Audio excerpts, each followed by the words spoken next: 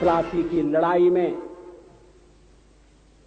जितने लोग मैदान में लड़ रहे थे उससे ज्यादा लोग मैदान के बाहर खड़े होकर तमाशा देख रहे थे, लड़ाई का परिणाम सुनने की प्रतीक्षा कर रहे थे।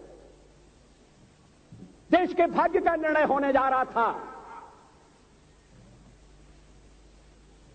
मगर उस निर्णय में सारा देश शामिल नहीं था।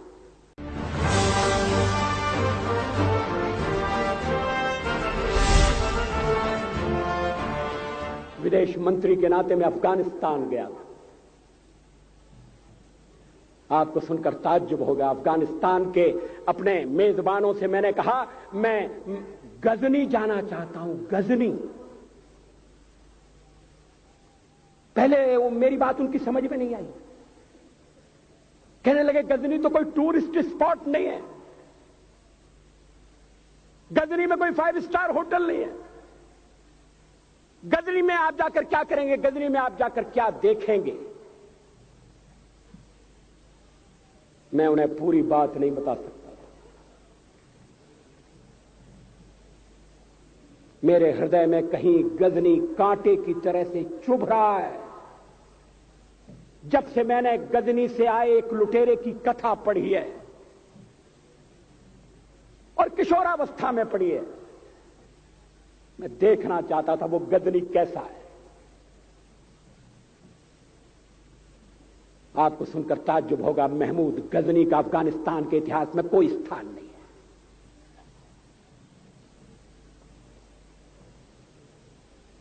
गजनी छोटी सी जगह है, छोटा सा गांव है।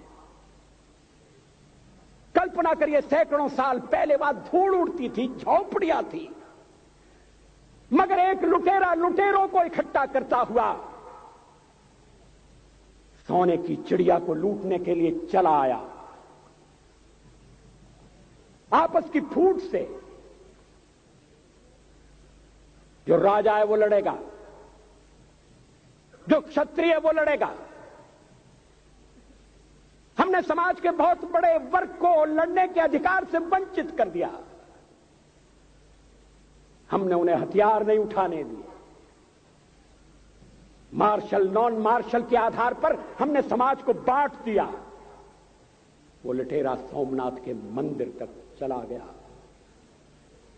पुजारी देखते रहे। मंदिर की पूजा भक्तों को करना पड़ती है।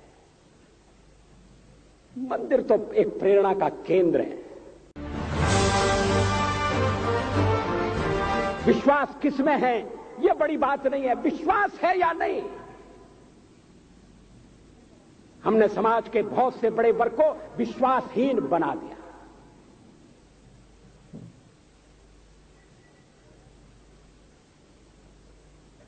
लोगों ने हथियार नहीं उठाए, वेद पढ़ने के दरवाजे बंद कर दिए।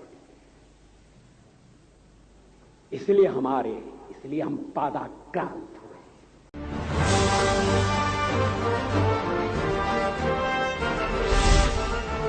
अफगानिस्तान में मैंने एक बात और देखी। मुझे जिस होटल में ठहराया गया उसका नाम था कनिष्क। अफगानिस्तान एक मुस्लिम देश है। मुझे बड़ा ताज्जुब हुआ। मैंने कहा कनिष्क यहां कहां से आया?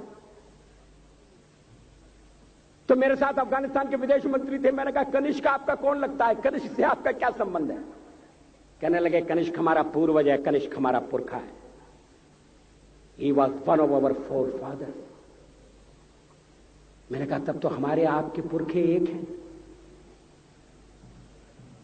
अफगानिस्तान के लोगों ने उपासना पद्धति बदली है, संस्कृति नहीं बदली।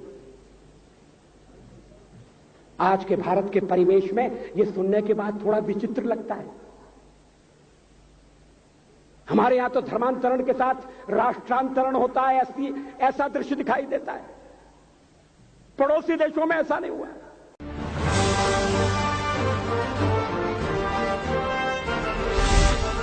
अभी राम जन्मभूमि का मामला चल रहा है। एक विदेशी आए, कहने लगे ये राम जन्मभूमि का क्या झगड़ा है?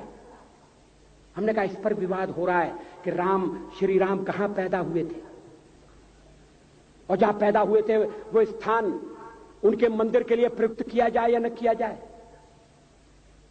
वो इंडोनेशिया से आई थी, वो मुसलमान है।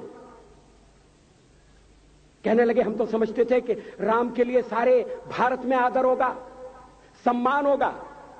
हमने कहा ये आपने कैसे समझा? कहने लगे आप तो इंडोनेशिया आ चुके हैं, इंडोनेशिया में बहुत से लोगों ने इस्लाम स्वीकार कर लिया, मगर श्री राम को विस्मृत नहीं किया, श्री राम को भुलाया नहीं।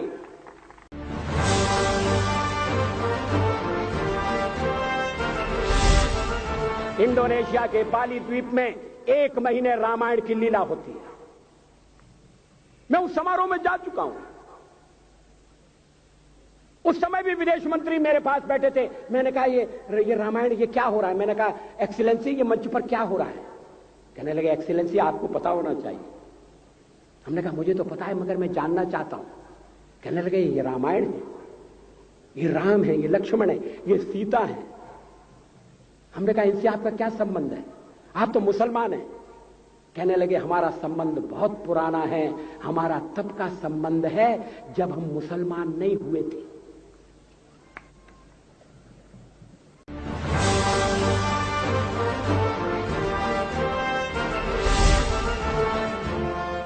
थाईलैंड की राजधानी अयोध्या कही जाती है।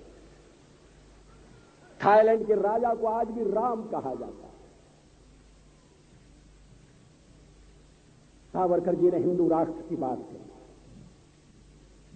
हिम्मत के साथ। बुनियादी तौर पर भारत हिंदू राष्ट्र है, इससे कोई इनकार नहीं कर सकता, इसे कोई अस्वीकार नहीं कर सकता।